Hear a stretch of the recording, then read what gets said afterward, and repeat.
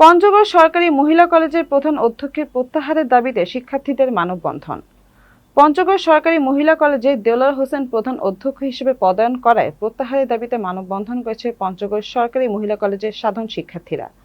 নিজস্ব প্রতিনিধি আইটিভি বাংলাকে জানিয়েছেন, মঙ্গলবার সকাল 10টার সময় পঞ্চগড় সরকারি মহিলা কলেজের শিক্ষার্থীরা কলেজ চত্বর থেকে একটি মিছিল বের হয়ে মিছিলটি শহরের বিভিন্ন সড়ক প্রদক্ষিণ করে পঞ্চগড় শহরের চৌরঙ্গি মোড়ে পঞ্চগড় ঢাকা জাতীয় মহাসড়কে ঘণ্টাব্যাপী মানববন্ধন কর্মসূচি পালন করে তারা। এ সময় শিক্ষার্থী বলেন,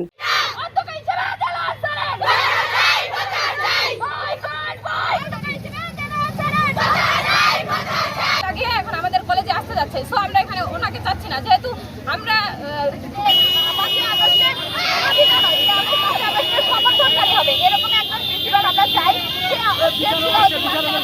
ফ্যাসিস্ট হাসিনার দোসর দেলোয়ার হোসেন প্রধানের আগে তিনি মকবুলার সরকারি কলেজের অধ্যক্ষ থাকাকালীন সময় বিভিন্ন অনিয়ম করায় তাকে দিনাজপুর শিক্ষা বোর্ডে বদলি করা হয়।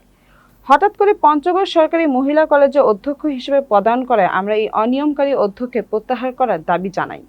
দাবি মানা না হলে কঠোর আন্দোলনে হুঁশিয়ারি দেন শিক্ষার্থীরা।